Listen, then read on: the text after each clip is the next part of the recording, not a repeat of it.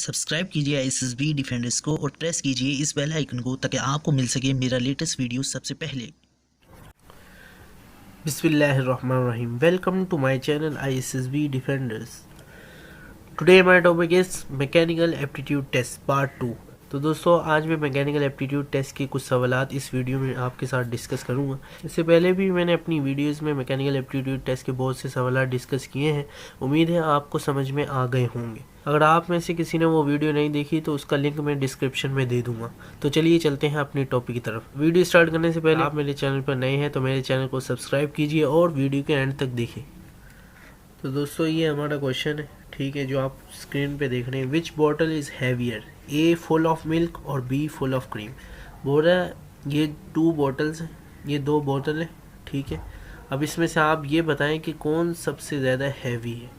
इस वाली बोतल को ए से रिप्रेजेंट किया। अब ए जो है वो मिल्क से फुल है, ठीक है, और इस वाली बोतल को बी से रिप्रेजेंट किया। बी जो है वो क्रीम से फुल है। सबसे पहले ये कॉमन सेंस हो, जो लिक्विड है, ठीक है, वो लाइट होता है, ठीक है, और जो क्रीम है वो सॉलिड फॉर्म में होगी, तो जाहिर सी बात है उसका वेट भी ज़्यादा होगा। जो ऑप्शंस आपके पास हैं वो ए है, बी है और इक्वल है, ठीक है।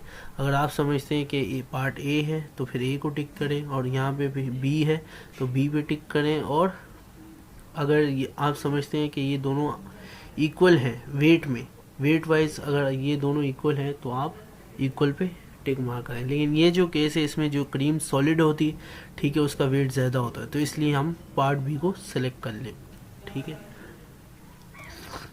उसके बाद आ जाते हैं जी नेक्स्ट क्वेश्चन में। नेक्स्ट क्वेश्चन पे आने के बाद क्वेश्चन की जो स्टेटमेंट है वो रीड करेंगे। What is the direction of wheel A, clockwise और एंटी क्लॉकवाइज। अब यहाँ पे हमसे डायरेक्शन पूछी गई है व्हील ए की। ये वाला जो व्हील है इसको ए से रिप्रेजेंट किया गया है, और ये जो स्मॉल व्हील है इसको बी से रिप्रेजेंट और इसको सी से रिप्रेजेंट किया गया, ठीक है, और इसके ऊपर एरो भी लगा दिया। अब हमारा जो क्वेश्चन है वो ये है कि व्हील ए की डायरेक्शन किस तरफ होगी। हाँ, या वो क्लॉकवाइज होगी या एंटी क्लॉकवाइज होगी, तो ये हमने डिसाइड करना है, ठीक है। अब यहाँ व्हील सी को देखें, ये क्लॉकवाइज रोटेट कर रहा है, ठीक है। जब व्हील सी क्लॉकवाइज रोटेट करेगा तो व्हील जो बी है वो एंटी क्लॉकवाइज रोटेट करेगा। जब ये एंटी क्लॉकवाइज रोटेट करेगा तो व्हील ए जो है वो क्लॉकवाइज रोटेट करेगा। तो यहाँ पे हमने अपने ऑप्शंस में चेक कर लेना है कि क्लॉकवाइज कौन सा ऑप्शन है। तो हमारे पास 2 ऑप्शन है, देखो, क्लॉकवाइज और एंटी क्लॉकवाइज। तो इस तरह हमारा जो आंसर हो जाएगा वो क्लॉकवाइज होगा, और व्हील ए की जो डायरेक्शन है वो क्लॉकवाइज होगा, तो इसलिए हमने क्लॉकवाइज को सेलेक्ट कर लिया। उसके बाद आ जाते हैं जी नेक्स्ट क्वेश्चन में। नेक्स्ट क्वेश्चन की स्टेटमेंट रीड करेंगे। विच इज़ हैवियर, ए और बी, इन दोनों में से बताइए किसका वेट ज़्यादा है, ठीक है, ए का या बी का। आप सपोज कर लें ये ए है और ये बी है, ठीक है। अब यहाँ देखें, ये एक सॉलिड पार्टिकल है, ठीक है, यहाँ पे इसका वेट लिखा हुआ है 1 किलो आयरन।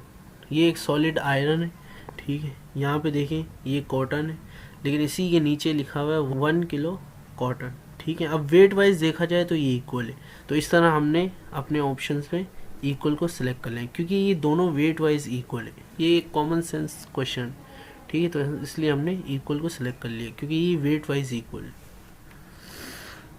उसके बाद आ जाते हैं जी नेक्स्ट क्वेश्चन में। नेक्स्ट क्वेश्चन में which word will feel more cold during winter, A और बी। इस वाली फिगर को इसने ए से रिप्रेजेंट किया और इस वाली फिगर को बी से रिप्रेजेंट किया। अब यहाँ पे हमने बताना है कौन सा बर्ड ज़्यादा कोल्ड फील कर रहा है विंटर सीजन में, ठीक है। अगर इस वाले बर्ड को देखें, अगर हम जो बी पे है, ठीक है, तो ये टर्न आउट होकर देख रहे हैं, ठीक है, तो ये फील नहीं कर रहा, ठीक है। इसका मतलब ये वाली फिगर में जो बर्ड है वो कोल्ड फील कर रहा है, तो हमने अपने ऑप्शंस में चेक कर लेना है। ये वाला जो है ये कोल्ड फील कर रहा है, तो इसलिए हमने ए को सिलेक्ट कर लेना, ठीक है।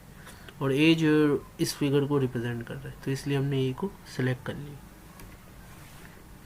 उसके बाद आ जाते हैं जी नेक्स्ट क्वेश्चन में। नेक्स्ट क्वेश्चन में हम सबसे पहले क्वेश्चन की स्टेटमेंट को रीड करेंगे, ठीक है। 3 एरोप्लेन्स आर गोइंग, बोल रहे 3 जो जहाज़ हैं वो मूव कर रहे हैं, ठीक है, जा रहे हैं। Which aeroplane is turning to its left. अब यहाँ पे हमने बताना है कौन सा एरोप्लेन जो है लेफ्ट डायरेक्शन में टर्न आउट हो रहा है। इस वाले एरोप्लेन को ए से रिप्रेजेंट किया गया है, इस वाले एरोप्लेन को बी से रिप्रेजेंट किया है और इस वाले एरोप्लेन को सी से रिप्रेजेंट किया गया। तो आपकी जो लेफ्ट में है वो ए है, ठीक है। अब ए पे जो एरोप्लेन है वो लेफ़्ट टर्न ले रहे हैं, तो इसलिए हम ए को सिलेक्ट कर लेंगे। ठीक है। उसके बाद आ जाते हैं जी नेक्स्ट क्वेश्चन में, which group of children is wailing fast, A और बी। ठीक है, अब यहाँ पे बताना है कि बच्चों का जो झूला है वो कौन सा ज़्यादा फास्ट मूव कर रहा है। ठीक है, इस वाली फिगर को ए से रिप्रेजेंट किया गया, इस वाली फिगर को बी से रिप्रेजेंट किया गया। ठीक है, ये जो स्विंग है यहाँ से फिक्स है, ये वाला भी यहाँ से फिक्स है। ठीक है, अब यहाँ पे देखें ये 4 चिल्ड्रन है, यहाँ पे भी 4 चिल्ड्रन है। ठीक है, ये वाली फिगर को देखें तो ऐसा लग रहा है यहाँ पे स्विंग मतलब झूला जो है वो मूव कर रहा है। जो चिल्ड्रन है वो एयर प्रेशर की वजह से उनकी जो पोजीशन है वो थोड़ी सी टर्न आउट है। ठीक है, अब फिगर बी की तरफ देखें कि ऐसा लग रहा है स्विंग जो है वो रनिंग पोजीशन में नहीं है।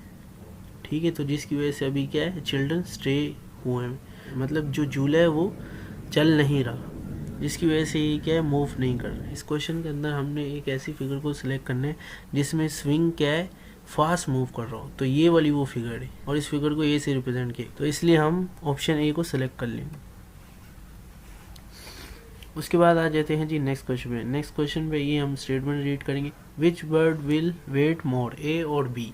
ये 2 बर्ड्स हैं। ठीक है, इसमें से बताना है कि किसका वेट ज़्यादा है। ठीक है, इस वाली फिगर को ए से रिप्रेजेंट किया गया, इस वाली फिगर को बी से रिप्रेजेंट किया गया। अब ये वाले बर्ड की तरफ देखें, मतलब फिगर ए की तरफ देखें तो इसका जो साइज़ है वो बड़ा है, जाहिर सी बात है जो बड़ा होगा उसका ज़्यादा वेट होगा। ठीक है, यहाँ फिगर बी में देखें इस वाले बर्ड का साइज़ जो है वो छोटा है, तो इसका वेट इससे कम होगा।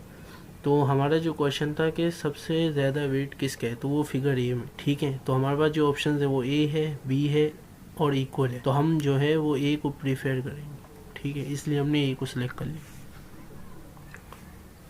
उसके बाद आ जाते हैं जी नेक्स्ट क्वेश्चन में, which spring contains great resistant, A B और सी।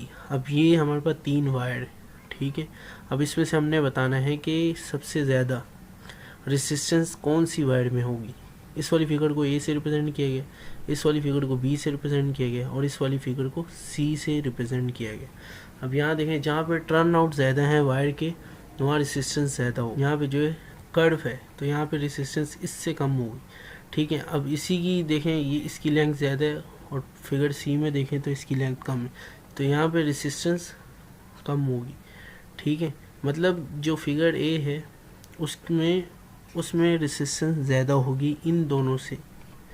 ठीक है, तो हमारे पास जो ऑप्शन है वो ए है, बी है, सी है, तो इसलिए हम ए को सेलेक्ट करेंगे। उसके बाद आ जाते हैं जी नेक्स्ट क्वेश्चन पे। नेक्स्ट क्वेश्चन पे हम स्टेटमेंट रीड करेंगे, विच मैन कैरीज मोर वेट। ठीक है, इफ़ इक्वल मार्क सी। बोल रहे हैं ये 2 मैन हैं। ठीक है, इनका हमने बताना है कि किसने ज़्यादा वेट बेयर किया हुआ है। ठीक है, इस वाली फिगर को ए से रिप्रेजेंट किया गया, इस वाली फिगर को बी से रिप्रेजेंट किया और जो लोड है, जो वेट है वो इस पार्ट का है। ठीक है, हमारे पास जो ऑप्शन है वो ए है, बी है, सी है। बोल रहा है अगर आपको लगता है कि दोनों ने इक्वल वेट उठाया हुआ है तो आप जो है वो सी को मार्क कर दें। ठीक है, इस वाले क्वेश्चन में ऐसा नहीं है।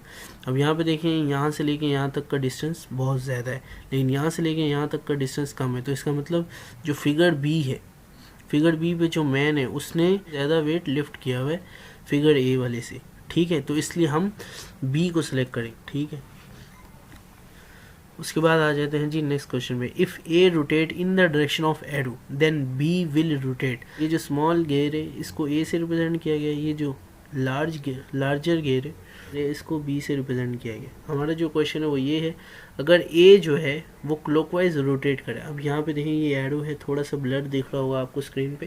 गेयर ए क्लॉकवाइज रोटेट करे तो गेयर बी की डायरेक्शन क्या होगी, तो वो हमने बताना है इस क्वेश्चन में। ठीक है, अब यहाँ पे देखें गेयर ए की डायरेक्शन क्लॉकवाइज है, जब गेयर ए क्लॉकवाइज रोटेट करेगा तो ये वाला जो गेयर है ये एंटी क्लॉकवाइज रोटेट करेगा।